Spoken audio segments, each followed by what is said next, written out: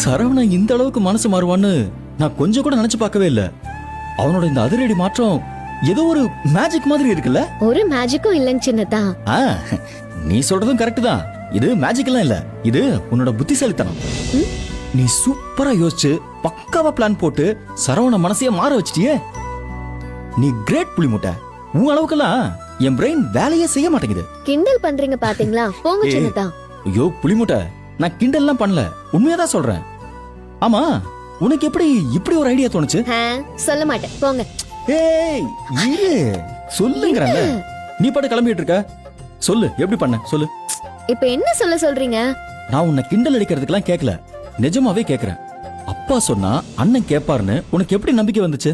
நீங்க கேட்ட கேள்வியிலேயே பதில் இருக்கு. என்ன? நம்பிக்கை இருந்துச்சு, அவ்வளவுதான். ஓ, அதை விட வேற என்ன வேணும் சொல்லுங்க? மாமா சொல்ற விதத்துல சொன்னா கண்டிப்பா பெரியத்தா மனசு மாறும் நம்பினேன். அதோட சேர்த்து நான் கும்பிட்டு சாமி என்ன கைவிடல, பெரியத்தனோட மனச மாத்திருச்சு.